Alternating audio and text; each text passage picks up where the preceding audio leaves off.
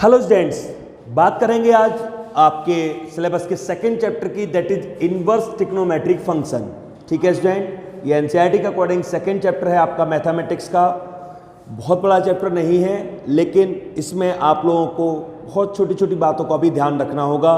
Inverse trigonometric functions में चाहे वो प्रिंसिपल वैल्यूज निकालने का काम हो या किसी क्वेश्चन को और आगे प्रूव या सॉल्व करने का काम हो।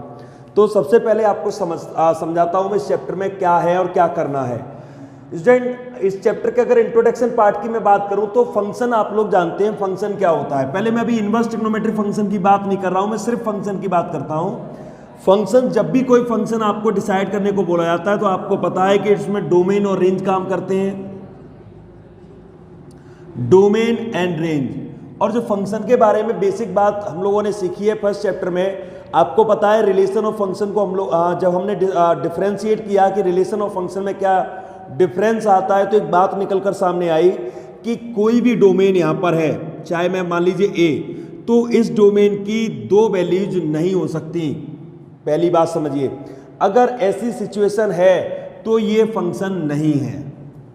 ठीक है, अगर ऐसी सिचुएशन कहीं भी बनती है कि ए, मैं इसमें ए रिप्लेस कर रहा हूं और मैंने ए रिप्लेस किया तो उसका एफ ए लगाने से रिजल्ट बी आए और रिजल्ट सी भी आए, ये फंक्शन में पॉसिबल नहीं है। यानी कि ए कॉमा बी और ए कॉमा सी ऐसा रिलेशन में तो हो सकता है, रिलेशन में तो कार्टेशियन प्रोडक्ट होता है तो सभी पॉसिबिलिटीज इंक्लूडेड होती हैं, बट फंक्शन में ऐसी सिचुएशन पॉसिबल नहीं है, फिर ये फंक्शन नहीं होगा, चाहे रिलेशन हो सकता है। ठीक है, यानी एक डोमेन की एक से ज्यादा रेंजेज इमेजेज नहीं हो सकती। अगर ऐसा होता है तो वो फंक्शन को कैटेगराइज नहीं करेगा। अब जरा बात करते हैं ट्रिग्नोमेट्रिक फंक्शन की, यानी कि फंक्शन समझ में आ गया।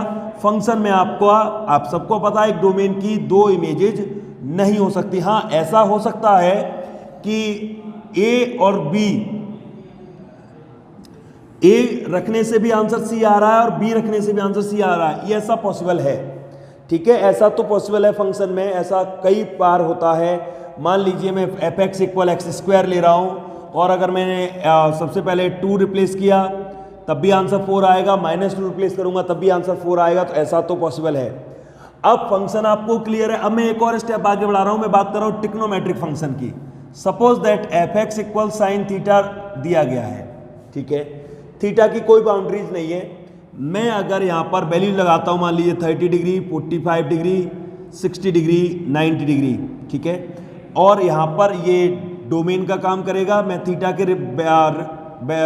प्लेस पर रिप्लेस करूँगा और जो रिजल्ट निकल के आएंगे वो किसका काम करेंगे, रेंज। अब ध्यान दीजिएगा, 30 रिप्लेस करने पर आंसर क्या आएगा, 1/2। 45 रिप्लेस करने पर आंसर क्या आएगा, 1/√2। 60 रिप्लेस करने पर आंसर क्या आएगा, √3/2। 90 रिप्लेस करने पर आंसर क्या आएगा, 1। ओके, अब मैं कुछ वैल्यूज को और आगे बढ़ाता हूं, जैसे मैंने इसमें 120 डिग्री भी लिया, मैंने इसमें 150 डिग्री भी इंक्लूड किया। अब ध्यान देने वाली बात यह है यहां पर कि 60 डिग्री पर रिजल्ट क्या आ रहा है, √3/2, और जब आप देखेंगे 120 डिग्री पर रिजल्ट यहां भी √3/2 ही आएगा। नो प्रॉब्लम, होता है ऐसा। 30, और आपको बता दूं 30 डिग्री पर आंसर 1/2 और यहाँ पर आप देखेंगे तो 150 डिग्री पर भी आंसर 1/2। तो कोई बात नहीं, ऐसा होता है फंक्शन में, ये चीज़ पॉसिबल है। आप देख सकते हैं ए लगाने से भी रिजल्ट सी आ सकता है, बी लगाने से भी रिजल्ट सी आ सकता है, ये ऐसा पॉसिबल नहीं है फंक्शन में, ये तो पॉसिबल है। यानी कि ये रहा फंक्शन और ये रहा ट्रिग्नोमेट्रिक फंक्शन, ऐसा भी पॉसिबल है। हम इसको भी ट्रिग्नोमेट्रिक फंक्शन कहते हैं, चाहे sine theta, cos theta, tan theta, कोई भी ट्रिग्नोमेट्रिक टर्म अगर इंक्लूडेड है हम उसको भी फंक्शन ही बोलेंगे। यानी फंक्शन, देन क्या आ गया, ट्रिग्नोमेट्रिक फंक्शन। अब बात करते हैं इनवर्स। अब मैं इनवर्स शब्द को भी इसमें शामिल करने जा रहा हूं। अगर इनवर्स भी लेते हैं, अब यहां पर समझिएगा स्टूडेंट, जो मैं बात कहना चाह रहा हूं, अब मैं पूरे चैप्टर को इंक्लूड कर रहा हूं, मैं पूरे चैप्टर की थीम पर बात करूंगा। चैप्टर का नाम है इनवर्स ट्रिग्नोमेट्रिक फंक्शन। जब हम इस फंक्शन को इनवर्स करेंगे, इनवर्स समझते हैं आप, जब हम इस फंक्शन को इनवर्स करेंगे, मान लीजिए एफ है, यहाँ पर एफ थीटा लेना चाहिए मुझे, और यहाँ पर मुझे एफ एक्स इक्वल, मान लीजिए मैं साइन इनवर्स एक्स लिख रहा हूँ, मैंने F x equal sine inverse x लिखा है। जब फंक्शन आपका कैसा हुआ, रिवर्स। जब फंक्शन रिवर्स हुआ तो अब जो रेंज हैं वो डोमेन का काम करेंगे, 1/2 1/√2, ठीक है, √3/2 और 1, ठीक है, समझिएगा। अब आप यहां पर एक कंफ्यूजन देखेंगे। क्या कंफ्यूजन देखेंगे कि 1/2 वैल्यू साइन में 30 डिग्री की भी होती है और 1/2 वैल्यू साइन में 150 डिग्री की भी होती है। देखिए √3/2 साइन में 60 डिग्री की वैल्यू भी होती है और √3/2 वैल्यू 120 डिग्री की भी होती है। यानी कि ये कनेक्शन फंक्शन को डिफाइन नहीं करते, क्योंकि आपने पहली लाइन में मैंने कहा कि फंक्शन में ऐसा कभी नहीं हो सकता कि एक वैल्यू लगाने से दो रिजल्ट आए, लेकिन यहां तो आ रहे हैं, यहां तो आ रहे हैं। आप प्रैक्टिकली देखिए कि 60 और 120 दोनों डिग्री की वैल्यू √3/2 है। जब मैंने रिवर्स करूंगा तो मैं ये भी तो बोलूंगा कि √3/2 60 और 120 दोनों को बिलोंग करेगी। यहां तो ये बात फिट है, यहां पर ये बात सही है, ट्रिग्नोमेट्रिक फंक्शन के लिए तो ऐसा सूटेबल है और चलता है ऐसा। यानी कि किसी 2 नंबर लगाने से सेम रिजल्ट आए, ऐसा तो फंक्शन में चलता है, नो प्रॉब्लम। यानी कि 2 अलग अलग डोमेन की एक सिंगल इमेज पॉसिबल है, फंक्शन में ऐसा होता है। लेकिन एक सिंगल डोमेन की 2 अलग अलग range, it never be possible in case of function. Relation में ऐसा हो सकता है। अब 60 की वैल्यू भी √3/2, 120 की वैल्यू भी √3/2, नो प्रॉब्लम। 30 की वैल्यू भी 1/2, 150 की वैल्यू भी 1/2। ये एक ट्रिग्नोमेट्रिक फंक्शन है तो ये तो चलेगा। लेकिन जब मैंने इनवर्स भी इंक्लूड कर लिया, इनवर्स इंक्लूड करते ही अब ये बात जब मैं यहां पर अप्लाई कर रहा हूं कि 1/2 पर वैल्यू 30 भी होगी, 1/2 की वैल्यू 50 भी होगी, 150 भी होगी, तब ये बात अब फिट नहीं बैठती। देखिए ऐसा हो नहीं सकता कि फंक्शन में दो वैल्यू आए, तो क्या करें? तब एक बात सोची गई कि इसके लिए क्या करते हैं, जब इनवर्स ट्रिग्नोमेट्रिक फंक्शन को हमें पढ़ना है, हमें इनवर्स ट्रिग्नोमेट्रिक फंक्शन को डिफाइन करना है, हमें इस पूरे चैप्टर को स्टडी करना है, लेकिन ये तो फंक्शन ही नहीं है, फिर हम इसको इनवर्स ट्रिग्नोमेट्रिक फंक्शन कैसे बोलेंगे? तब हमने क्या किया, एक साइन का एग्जांपल लेता हूं मैं कि साइन के लिए ये एक्स एक्सिस बाई एक्सिस आपको पता है क्वाड्रेंट रूल, ये आपका 0 से π/2 रहेगा, ठीक है, और ये आपका आगे इसी तरीके से बढ़ेगा, सबको पता है। मैं इस क्वाड्रेंट की बात करता हूं, फर्स्ट और फोर्थ। मैंने साइन को बाउंड कर दिया, मैंने कह दिया कि साइन -π/2 से लेकर π/2 के बीच में ही वैल्यू लेंगे। साइन को बाउंड क्यों किया? क्योंकि मैंने पहले डिसाइड कर लिया कि वैल्यू रिपीट नहीं होने दूंगा। मैं वैल्यू जब रिपीट नहीं होने दूंगा तो मैं वैल्यूज एक प्रैक्टिकल टेबल वाली वैल्यूज ले रहा हूं। मैंने डिसाइड किया कि मैं -30 डिग्री, ठीक है, -45 डिग्री, -60 डिग्री, -90 डिग्री, ठीक है, then 0 degree, 30 degree, 45 degree, 60 degree, 90 degree.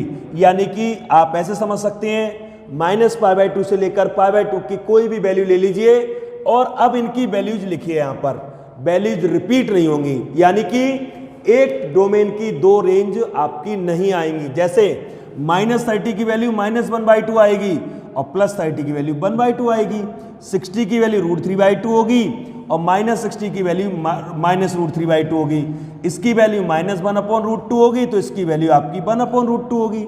Sign 0 की वैल्यू 0 होगी, इसकी वैल्यू -1 होगी तो इसकी वैल्यू +1 होगी। अब आप देख सकते हैं प्रत्येक डोमेन की अपनी एक यूनिक इमेज है, अपनी एक यूनिक रेंज है। यानी कि जो पहले इनवर्स ट्रिग्नोमेट्रिक फंक्शन डिफाइन नहीं हो रहा था, जो इनवर्स ट्रिग्नोमेट्रिक फंक्शन यहां पर डिफाइन नहीं हो रहा था, अब वो डिफाइन हो गया। क्यों डिफाइन हो गया? क्योंकि मैंने साइन के लिए एक बाउंडेशन क्रिएट की। मैंने कहा कि साइन केवल और फर्स्ट और फोर्थ क्वाड्रेंट की वैल्यू अगर हम लेंगे तो कोई वैल्यू रिपीट नहीं होगी। तो हमने डिसाइड किया कि साइन के लिए जो प्रिंसिपल ब्रांच कह सकते हैं, इसको प्रिंसिपल ब्रांच कहते हैं, प्रिंसिपल ब्रांच साइन के लिए ये बनेगी। अगर आपको इनवर्स ट्रिग्नोमेट्रिक फंक्शन डिफाइन करना है साइन के लिए तो आपको इसके बीच की वैल्यू लेनी होगी, आप इसके इधर उधर नहीं जा सकते। क्लियर हुई बात? क्योंकि अगर इसके इधर उधर जाएंगे तो वैल्यूज रिपीट होना शुरू हो जाएंगी इस तरीके से। तो हमने डिसाइड किया कि ऐसी वैल्यूज को नहीं लेंगे, तब जाके साइन इनवर्स आपका डिफाइन होगा। दैट मीन्स कि जैसे साइन का बना है ऐसे फिर तो सभी का होगा। तो सबसे पहले आपको सभी ट्रिग्नोमेट्रिक रेशियोज की प्रिंसिपल ब्रांच मैं बताता हूं, जिससे कि आपको पता चले कि कौन सा ट्रिग्नोमेट्रिक रेशियो जब इनवर्स ट्रिग्नोमेट्री की फॉर्म में आता है तो उसकी प्रिंसिपल ब्रांच क्या क्रिएट होती हैं। आइए बताता हूं मैं। सबसे पहले साइन की बात करते हैं। अगर साइन इनवर्स फंक्शन दिया है तो साइन इनवर्स फंक्शन के लिए साइन के लिए जो डोमेन का काम यहां पर करेगा वो डोमेन का काम करेगा आपका -π/2 से लेकर π/2। ये यहां से इसका जो रिजल्ट निकल के आएगा, रेंज कह सकते हैं, वो -π/2 से लेकर π/2 के बीच में ही रिजल्ट आएगा। x के प्लेस पर क्या लगा सकते हैं, ध्यान दीजिएगा, x के प्लेस पर लगा सकते हैं, या डोमेन कह सकते हैं। x के प्लेस पर मैं -1 से लेकर 1 लगा सकता हूं। आपको पता है साइन की मिनिमम वैल्यू -1 होती है और मैक्सिमम वैल्यू 1 होती है, तो 1 के x के प्लेस पर मैं इनमें से कोई भी वैल्यू लगा सकता हूं, रिजल्ट इसके बीच में आएगा। क्या मीनिंग है इसका मैं बताता हूं आपको। जैसे मान लीजिए साइन इनवर्स √3/2 लिखा है, समझिएगा। जैसा कि आपको अभी पता चला था कि √3/2 वैल्यू 60 डिग्री की भी होती है और √3/2 वैल्यू 120 डिग्री की भी होती है, यानी π/3 की भी होती है और 2π/3 की भी होती है। ठीक है, π/3 की वैल्यू भी होती है और 2π/3 की भी वैल्यू होती है। तो मैं यहां पर क्या रखूं, मैं 2π/3 नहीं रिप्लेस करूंगा। रीजन, मुझे यह भी ध्यान रखना होगा कि साइन की प्रिंसिपल ब्रांच क्या है। तो यहां पर मैं साइन इनवर्स यहां पर रखूंगा और यहां रखूंगा मैं साइन इनवर्स साइन π/3। ठीक है, अब देखिए √3/2 के प्लेस पर मैंने जानबूझकर वो वैल्यू इस्तेमाल की है जो उसके प्रिंसिपल ब्रांच को सेट करे, उसके प्रिंसिपल ब्रांच से बिलोंग करेगी। अब आप कह सकते हैं ये साइन जब प्रिंसिपल ब्रांच मैच करेगा तो फिर ये साइन थीटा से कैंसिल हो जाएगा। ध्यान रखना, अगर साइन इनवर्स बाहर है, अंदर साइन थीटा है तो केवल थीटा आ जाएगा, लेकिन शर्त सिर्फ इतनी है, ये थीटा इस इंटरवल में होना चाहिए। ठीक है, साइन इनवर्स बाहर है, फिर समझ लीजिए साइन इनवर्स अगर बाहर है, अंदर साइन है, तो ये थीटा आपका इस प्रिंसिपल ब्रांच में अगर बिलोंग करेगा तो रिजल्ट थीटा आएगा। आप ऐसा कभी मत करिएगा कि साइन इनवर्स बाहर है, अंदर लिखा है साइन 2π/3 और आप सोचें कि आंसर 2π/3 आएगा, ये गलत हो जाएगा। ये गलत क्यों हो गया? और अगर इसकी प्लेस पर मैं अगर लिखा होता साइन π/3 तो π/3 रिजल्ट आता, ये सही है, ये गलत है। रीजन क्या है इसके गलत होने का? इसके गलत होने का रीजन यही है क्योंकि ये प्रिंसिपल ब्रांच से बाहर है और ये प्रिंसिपल ब्रांच में है, इसलिए डायरेक्ट आंसर हो जाएगा। जब भी ट्रिग्नोमेट्रिक रेशियो को आप रिमूव करेंगे, साइन इनवर्स से साइन हटाएंगे, कॉस इनवर्स से कॉस हटाएंगे, तो हमें इस बात का ध्यान रखना होगा कि वो पर्टिकुलर वैल्यू उसकी प्रिंसिपल ब्रांच में है या नहीं है। और क्यों ऐसा करते हैं ये मैं बता चुका हूं आपको, क्योंकि अगर ऐसा नहीं करेंगे तो फंक्शन ही डिफाइन नहीं होगा। फंक्शन की बेसिक डेफिनेशन का ही आप बेसिक डेफिनेशन को ही आप डिसऑर्डर करेंगे, डिसफॉलो करेंगे। इसके बाद फंक्शन है cos inverse x. Cos inverse x के लिए भी वैल्यू -1 से 1 रहेगी, आपको पता है। एक्स के प्लेस पर हम यही लगा सकते हैं और यहां पर जो रेंज आएगी इसकी वो आएगी 0 से π। ठीक है, यहां भी ध्यान रखना, अगर कॉस इनवर्स है, अंदर कॉस थीटा लिखा है, तो कॉस से कॉस खत्म हो जाएगा, बस थीटा इसके बीच में होना चाहिए, तो आंसर थीटा आएगा। ठीक है, ये चीज सभी पर अप्लाई होगी, चाहे कॉस हो या कोई भी हो।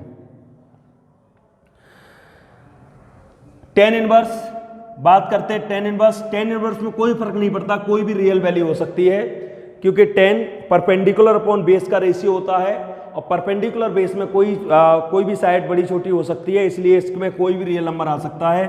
बस इसका इंटरवल जो है वो -π/2 और π/2 के बीच में होगा, ओपन इंटरवल। ध्यान रखना, ओपन इंटरवल एक क्लोज इंटरवल है। आगे रूल इसके लिए भी वही काम करेगा। बात करते हैं कोसेक इनवर्स एक्स की। कोसेक इनवर्स एक्स की बात करें तो इसके लिए जो बनेगा वो बनेगा -1 से लेकर -∞ से लेकर -1। ठीक है, यूनियन और 1 से लेकर इन्फिनिटिव। ठीक है, देख सकते हैं आप। इसके बाद इसका जो प्रिंसिपल ब्रांच बनेगा वो बनेगा -π/2 से लेकर π/2 रहेगा और माइनस इसमें हम लोग 0 डिग्री को नहीं लेंगे, 0 डिग्री को क्यों छोड़ेंगे? क्योंकि 0 डिग्री पर ये नॉट डिफाइन होता है कोसेक, इसलिए कोसेक 0 डिग्री पर नहीं रहेगा। सेक इनवर्स की बात करते हैं। सेक इनवर्स एक्स की बात करेंगे तो सेक इनवर्स के लिए भी यही डेटा काम करेगा। सेक इनवर्स के लिए भी सेम काम करेगा, -infinitive to -1 union 1 to infinitive, okay. और यहां पर आपका आएगा 0 से पाई, बस इसमें π/2 को हम नहीं ले सकते क्योंकि π/2 पर ये नॉट डिफाइन होता है, ठीक है। कॉट इनवर्स एक्स की बात करता हूं। कॉट इनवर्स एक्स के लिए एनी रियल नंबर काम करेगा और इसके लिए जो इंटरवल है वो 0 से पाई काम करेगा। तो ये आपको सबसे पहले सभी ट्रिग्नोमेट्रिक रेशियोज के डोमेन और रेंज ध्यान रखने होंगे। कौन सा trigonometric ratio inverse trigonometric ratio function में किस रेंज को, किस प्रिंसिपल ब्रांच को बिलोंग करेगा, ओके स्टूडेंट।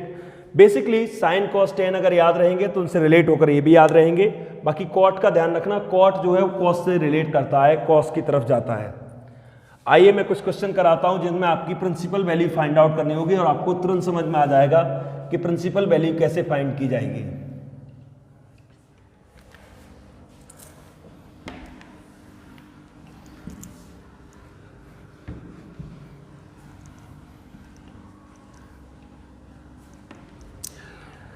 देखिए स्टूडेंट, सबसे पहले मैं क्वेश्चन में यही लेते हैं, find the principal value of the following.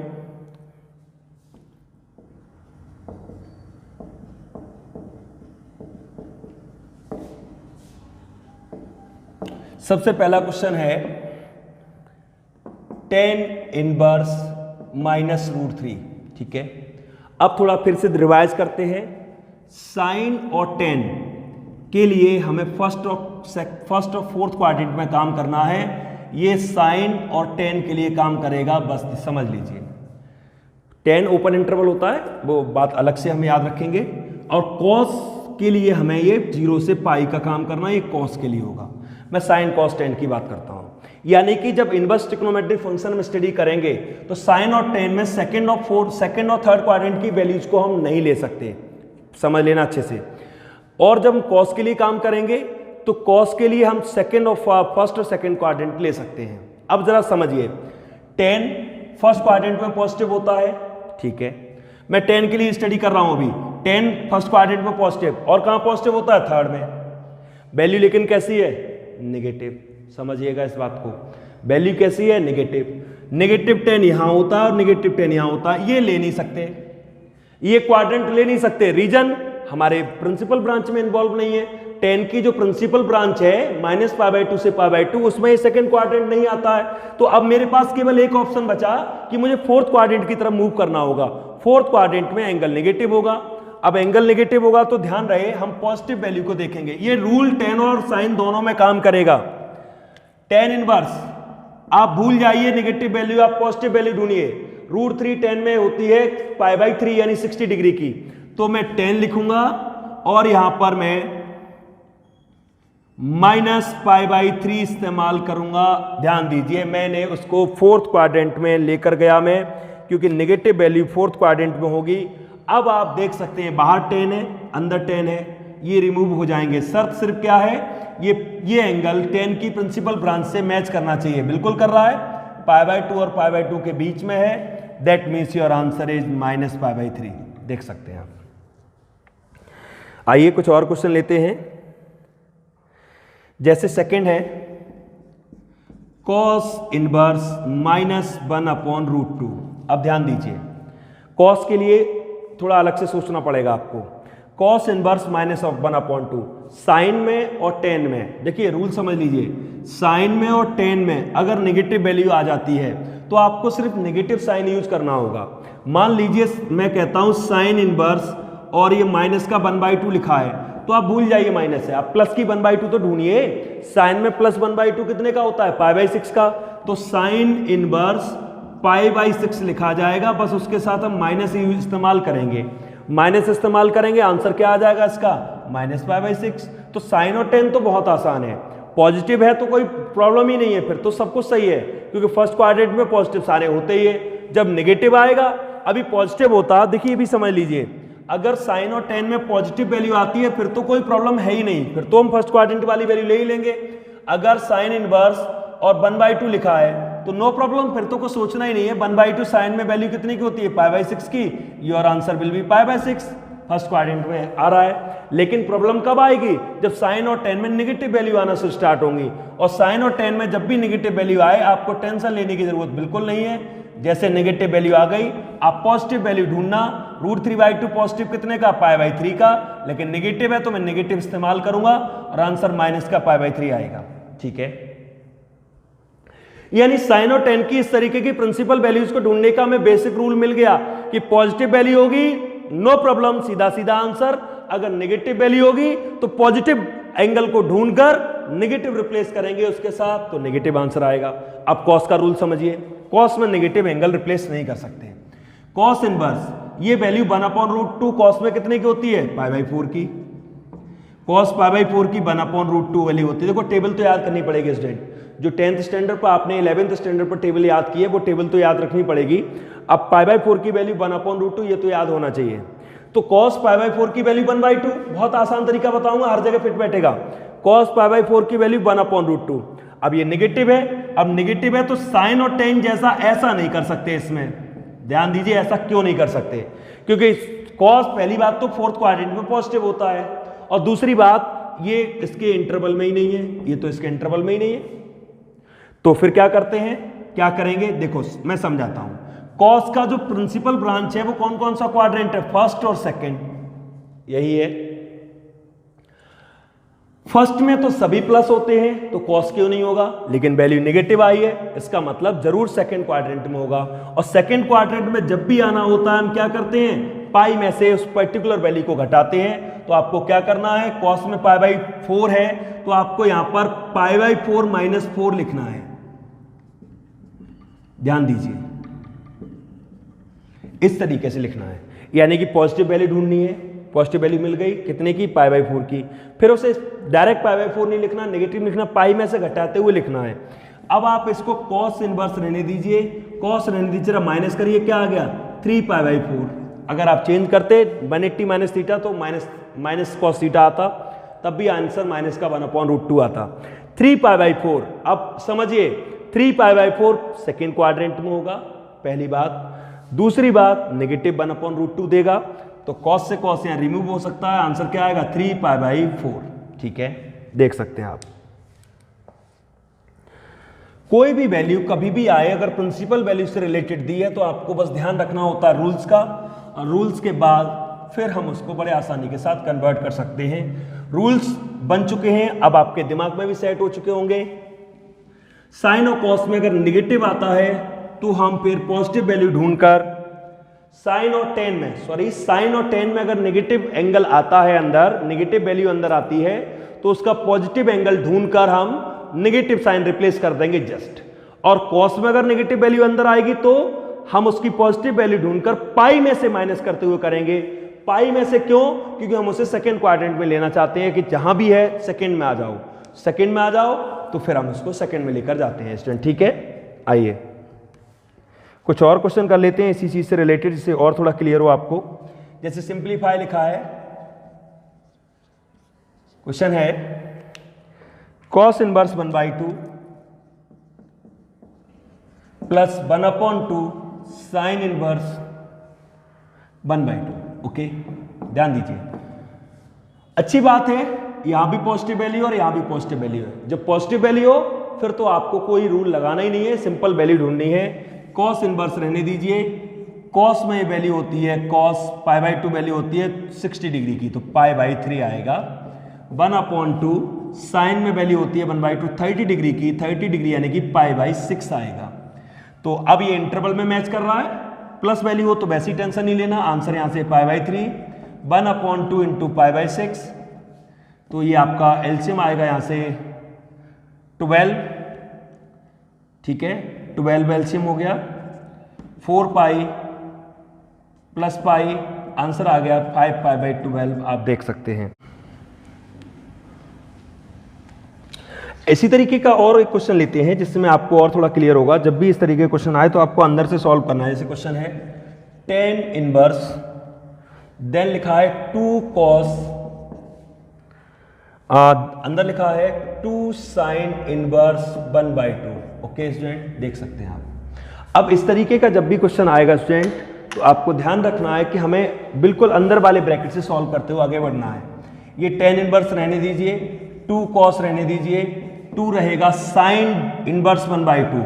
अब चाहे तो आप अलग से सॉल्व कर लें, अगर sin इनवर्स 1/2 होगा तो मैं इसे sin इनवर्स 1/2 के प्लेस पर क्या लिखूंगा, π/6, देन क्या आएगा π/6, यानी 2 × π/6 इसके प्लेस पर आ गया, आप देख सकते हैं। अब इसको सॉल्व करेंगे तो ये क्या आ गया, tan inverse 2 cos π/3, tan inverse बिल्कुल बाहर, 2 cos π/3 की वैल्यू कितनी होती है, cos π/3 1/2, 2 से 2 कैंसिल, ये बचा आपका tan इनवर्स 1, पॉजिटिव वैल्यू है, no problem, tan inverse tan π/4 replace करूंगा एंड योर आंसर इज π/4। देख सकते हैं आप। तो इस तरीके का कोई भी क्वेश्चन आए फिर आपको कोई टेंशन लेने की नीड नहीं है। प्रॉब्लम केवल वहीं आती है जहां पर आपका नेगेटिव वैल्यू इन्वॉल्व होती है। नेगेटिव वैल्यू इन्वॉल्व होगी वहां आपको कुछ रूल्स याद रखने होते हैं, पॉजिटिव वैल्यू में तो कोई प्रॉब्लम ही नहीं है। जैसे लिखा है tan इनवर्स 1, ठीक है, प्लस cos इनवर्स -1/2, ठीक है, आगे लिखा है sin इनवर्स -1/2। अब समझिए, इस क्वेश्चन से बहुत कुछ क्लियर हो जाएगा आपको। tan इनवर्स पॉजिटिव वैल्यू है, मुझे कोई प्रॉब्लम नहीं है, पॉजिटिव वैल्यू तो मुझे बहुत पसंद आती है क्योंकि कुछ भी नहीं उसमें एक्स्ट्रा करना पड़ता है। cos इनवर्स नेगेटिव वैल्यू है, अब थोड़ा रुकना पड़ेगा। cos में नेगेटिव वैल्यू याद करिए, cos में नेगेटिव वैल्यू आती थी, ओ पॉजिटिव एंगल ढूंढकर पाई में से माइनस करके लिखते थे। तो 1/2 पॉजिटिव वैल्यू कितने की होती है, π/3 की, तो इसको लिखा जाएगा पाई माइनस π/3। देख सकते हैं आप, ठीक है। साइन इनवर्स 1/2, साइन में वैल्यू कितने की, π/6 की, साइन में नेगेटिव आता है तो फिर नेगेटिव एंगल ही इस्तेमाल किया जाता है, बस इतना समझ लीजिए। कॉस में नेगेटिव आएगा तो पॉजिटिव वैल्यू को पाई में से माइनस करके लिखना है। साइन और टेन में अगर नेगेटिव वैल्यू आती है तो पॉजिटिव वैल्यू ढूंढकर एक एक्स्ट्रा माइनस उसके साथ अटैच करना है, यानी इसको मैं खींचकर 4th क्वाड्रेंट में लेकर जाता हूं और इसको खींचकर मैं 2nd क्वाड्रेंट में लेकर जाता हूं अगर नेगेटिव आता है तो। बस इतनी बात याद रखिए। यहां पर π/4 बचेगा स्टूडेंट, ये कॉस इनवर्स रहने दीजिए और कॉस माइनस करेंगे तो ये 2π/3 आएगा। साइन इनवर्स साइन माइनस π/6 रहेगा, ये π/4, यहां से आएगा 2π/3 और यहां से आएगा π/6, ठीक है स्टूडेंट। एलसीएम लेते हैं, चलिए 12 और 6 12 एलसीएम, 3π 8π माइनस 2π, तो आप इनको सॉल्व करेंगे। 11 माइनस 2 9π/12, इसको और थोड़ा सॉल्व करेंगे तो आएगा 3π/4 आंसर, ठीक है। आपका आंसर आएगा 3π/4, ठीक है स्टूडेंट। तो ये क्वेश्चन थे कुछ, आपको आई होप क्लियर हुआ होगा कैसे प्रिंसिपल वैल्यूज को सॉल्व करते हैं और कैसे प्रिंसिपल ब्रांच डिसाइड होती है इनवर्स ट्रिग्नोमेट्रिक फंक्शन की।